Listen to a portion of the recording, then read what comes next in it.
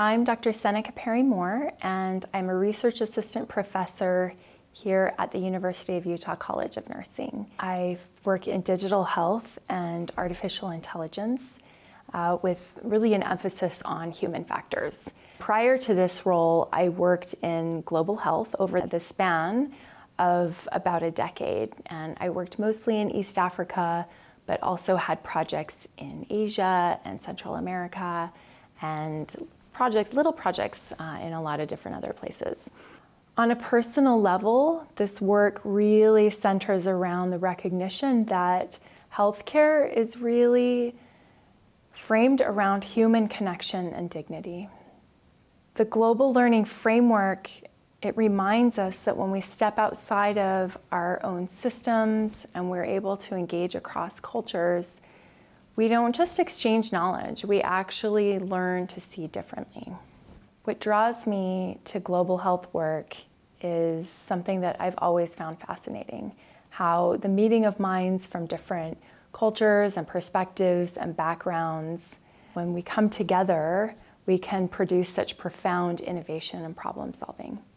We don't necessarily realize what a narrow slice of reality we actually occupy.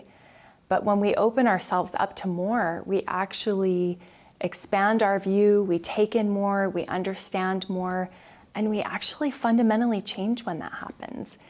And when we do this, when this happens to us, we actually become better leaders, better researchers, better educators, better clinicians, and even better humans across the scale of whatever we're doing.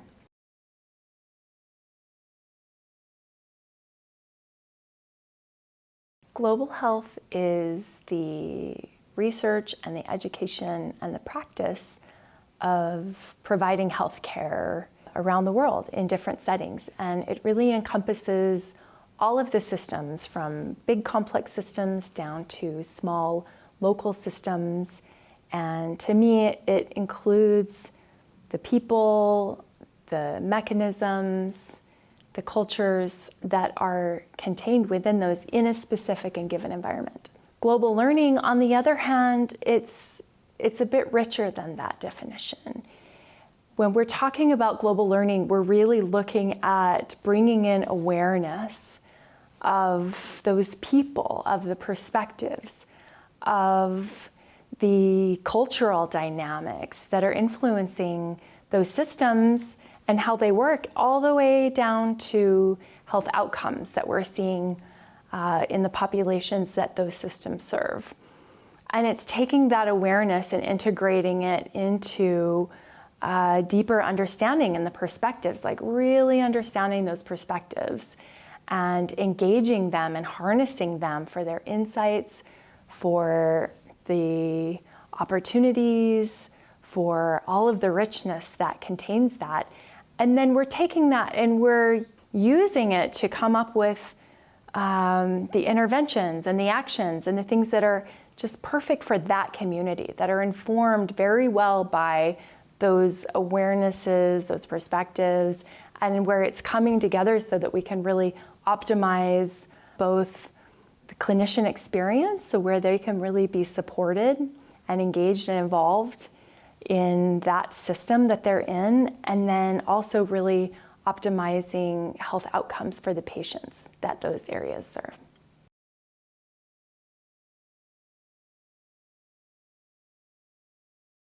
The system may be set up differently.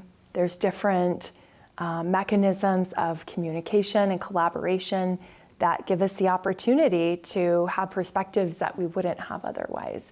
And then we also get to work on the ground with a clinician or with a community health worker.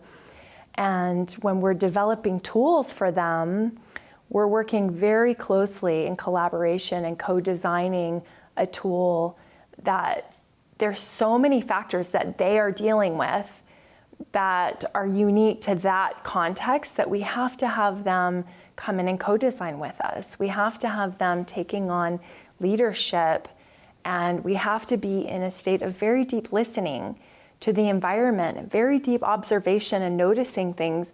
They're coming in with their own set of assumptions as well as we are. And they might not see things in the system that we notice because it's different than ours. And we can say, oh, what about this? And so we can both bring those experiences together to come up with something that is like way better than either of us would have on our own, just coming in from our own background. So it's pretty amazing, like what you get exposed to and what you end up having the opportunity to do that you really just would not have in your normal role, whichever like health system you're coming from.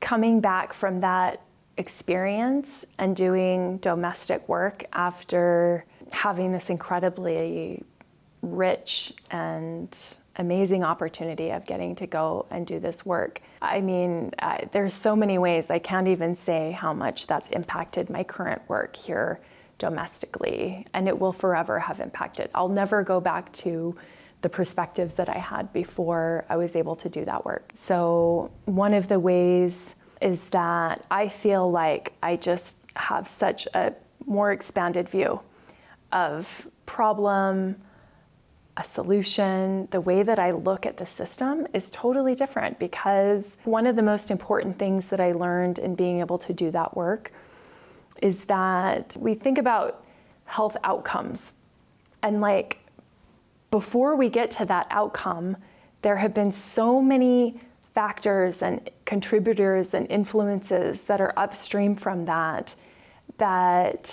are part of the whole system. And the thing where we can get tripped up a little bit sometimes is that sometimes those factors are very tangible. They're easy to see. We can identify them. They're economic, they're political. Maybe it's the number of clinicians that are working in a place. I mean, they're things that we can really quantify and they're easy to see. But then we get into this kind of tricky, slippery area where we have these contributors that are very impactful. They're making a huge difference, but they're more intangible. They are hard to see. They might be psychological. They might be cultural. They might be something that we have to actually tune in a little bit more to be able to discern when something is making a really big difference. And once you kind of get into the rhythm of that and you get used to kind of seeing things and asking the question, okay, what are the tangible and what are the intangible things that are impacting this problem or this outcome? And you kind of get used to seeing things in that way and really get used to expanding your view, asking people their perspectives. What do you think about this? Tell me what you think. You'll never go back to working in the old way again, in the old system of just like kind of imposing a solution on something. Like, well, I have an education, so I know what to do. No, nobody knows what to do. No amount of experience can let you walk into a situation and know what to do. So it's almost like it irreversibly like opens you up to this huge perspective where you're looking for the connections with people, with concepts, with ideas, and you take in so much more, and that will stay with you forever. That is the power of global learning, and nothing can replicate that. Nothing can substitute that. You can only gain that through the experiences where you become that. There's no other way. You can't just simply really teach that. You have to experience it. At the end of the day, what that framework really does is it gives us a map. And we can take that map and we could take it to the actual terrain and we can use it to help us navigate when we're in those situations. And we have to also have the opportunity to be on the terrain. We can't fully integrate these concepts and ideas without the opportunity to live the experience, to be the experience. That it's that being in a place and in those contexts and in those situations that ultimately lets us really embody the learnings that we'll take with us forever. It's not just, a static idea. We have to go out and we have to live it. We have to incorporate it. We have to practice it, in different environments and have the opportunity to do that.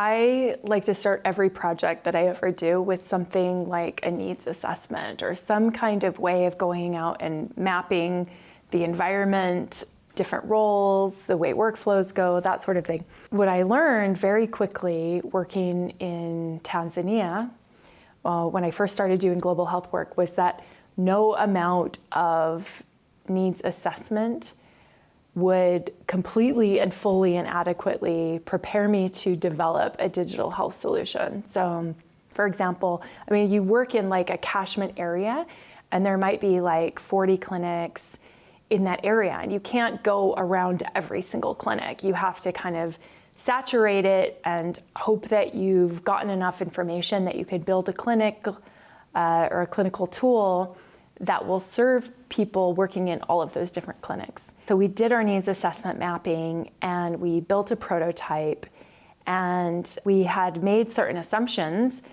that, they would have certain equipment, like a thermometer, for example, in all of the clinics. So we built our prototype with, asking for the temperature of a child. This is a child health intervention. And then when we went into deployment, after we've already built the prototype, we came to discover that probably 20 or 30% of the clinics in this particular catchment, they didn't have any thermometers. So they weren't able to, use that part of the protocol, which was an important part of creating a diagnosis and then a treatment plan, and then how to, everything that came downstream from that was kind of contingent upon like knowing the temperature of the child. So this is an example of where we had to very, very quickly on a short timeline and without a lot more resources, be able to go back to our prototype, quickly brainstorm, collaborate with key people who worked in clinics, find out how it's normally done, how did they normally get around that, make a decision that it was, clinically perfectly adequate to just hold, just see, is the child hot? Like you don't actually have to have a thermometer in this case, and that it's fine, and that we were just able to very quickly pivot, redesign our prototype.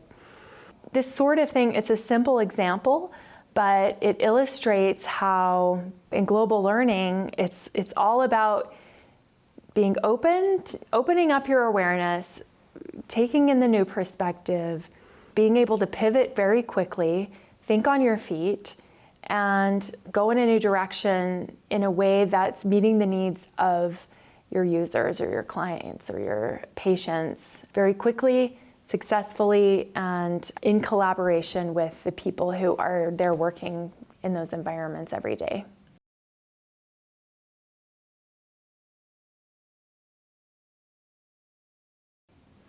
I think we can really prepare students by helping them to really understand what these concepts mean before they ever set foot in another place. So I would love to see them kind of connect with the concepts of agility in their own life. Like, what are examples in your life where you've had to pivot very quickly when something that you didn't expect to happen happened, and you had to change directions, and you didn't have a lot of time, and you didn't have a lot of resources, and you had to think on your feet.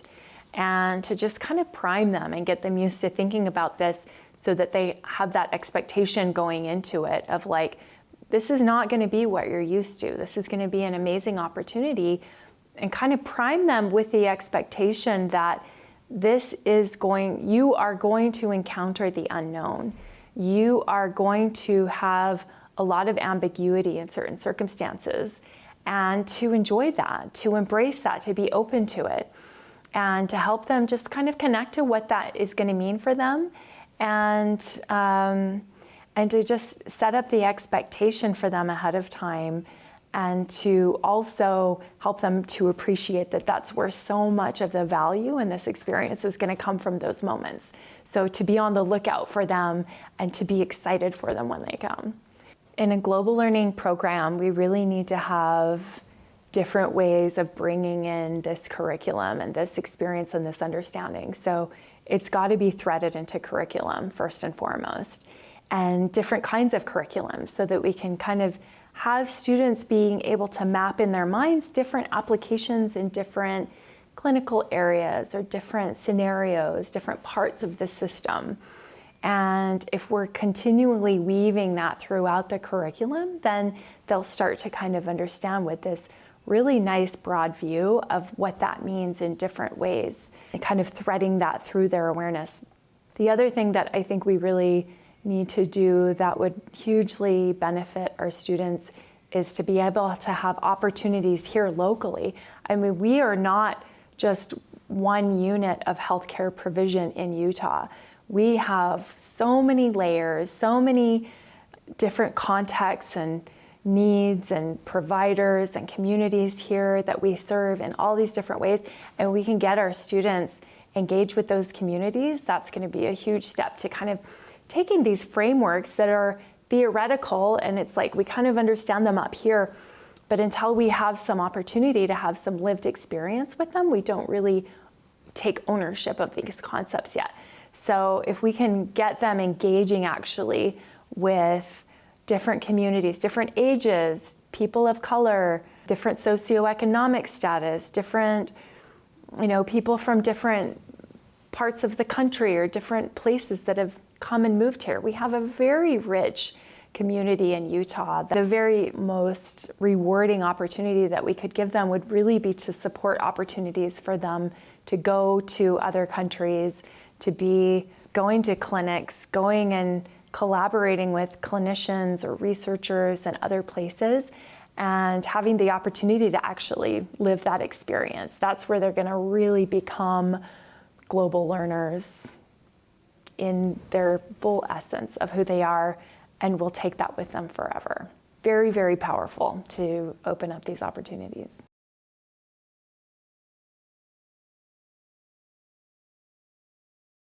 We don't always realize what barriers we are confronted by in whatever health system we are working in.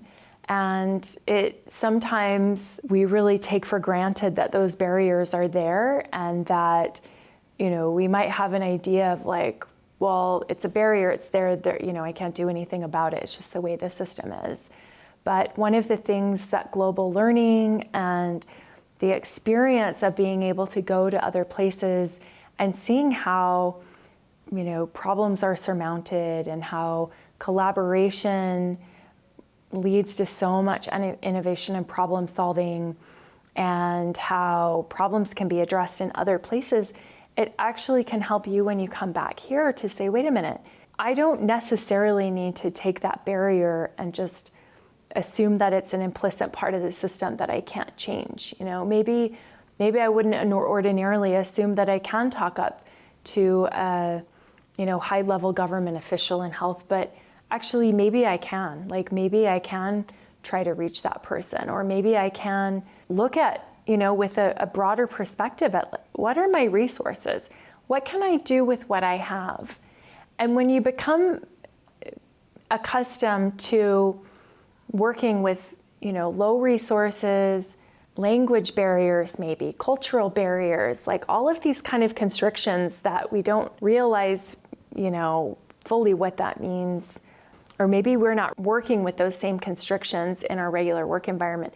But when we learn to work with these tight constrictions that are saying like, okay, you've got to do a lot with a little bit, and you become used to being able to do that, when you come back into your old work environment or come back to your home country, your ability to innovate and be creative and work with constrictions and that sort of thing, it's like superpower. Like you become this supercharged problem solver that's like, oh, give me this much, I'll do this much with it.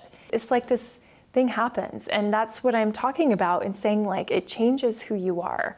You become more when you go through this. It's like this transformational process almost, where your capacity just becomes something so much greater than it was before because you've gone through it. You've encountered these challenges, you've been constricted, and you've worked your way through it because you've gained all these new perspectives from your colleagues and people from different places. And this is where this meeting of the minds happens. And when you're part of that, it's almost like an alchemy. I mean, it sounds very big, but it really is like that. It's like a personal alchemy. And you become a very, very competent, able, and capable problem solver. This is why these opportunities are so important for our students. It's not that all of our students are necessarily going to go out and work in global health, but for sure, without a doubt, all of our students are going to be going and working in these insanely complex health systems that are becoming more and more complex every day. We're having policies changing overnight, and we're having technology change so fast that we can't even keep up with it. And our students nowadays, it's like they don't even need to just graduate with like clinical abilities. They have to also be really competent in technology and understand how to navigate these environments that are way more complex than we've ever seen before. And they're becoming more and more complex every day. And one of the most powerful ways that we can prepare them is by giving them opportunities like this, like what we're talking about with global learning.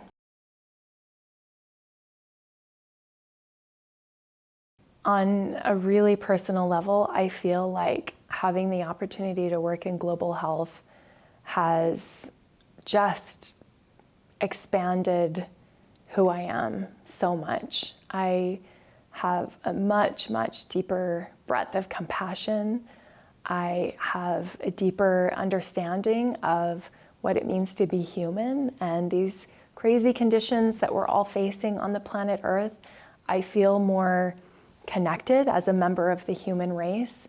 I feel like I'm not just somebody who's from Utah and like this is my identity. I feel like I'm part of global group of humans, and what benefits me benefits you, and what harms you harms me. And I feel like I'm part of that. And I don't think that I realized or grasped that on as deep of a level before I had an opportunity to go and form really, really deep connections with people in other places that moved me very deeply and touched me very, very deeply. And I will forever be so grateful for these experiences. I want to tell a story that relates to this. There was one project that I was working on in Malawi. It was a brand new project, and we got somebody from the Ministry of Health and somebody from, a couple different health clinics, and then there was me, and nobody had ever met before. We were all like brand new colleagues. And we had this, we had to meet in the morning to go and drive out to a health clinic that was a couple of hours away in a pretty remote area. So we have this long drive. We meet and everyone's so friendly, and like there's just this instant connection. And we get in the car and we're driving in this like incredibly beautiful place. There's like gorgeous, it's just out in the middle of nowhere. There's just huge, beautiful trees, and there's, amazing animals, and there's a dirt road, and there's like a goat and like some little baby goats that are like walking along the side of the road. And this team of people that I was with, who they've never met in their entire life, and they decide that they're going to sing a song. And all together, this, somebody from the government and these, really accomplished, high-level, amazing, clinical people, and they've never met in their lives. And we're driving down this incredible road, and they start singing this song. It's the most beautiful song I feel like I've ever heard in my life. And there's so much heart in it, and there's so much connection. And I'm taking in like all this beauty, and it's just exploding my heart wide open. And I'm standing there and I'm like, I can't believe I'm experiencing this. Like this would never happen at home.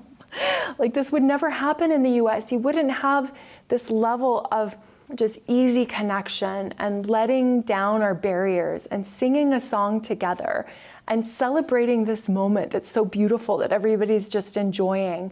And there was just this like absolute lowering. There weren't any barriers between us.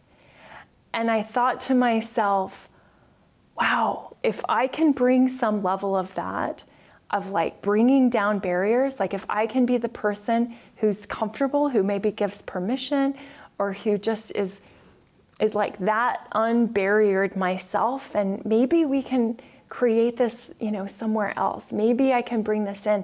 And it's like, that moment left such an indelible impression on me. It was so beautiful. And I'll say this was like one out of so many times where that kind of thing happened.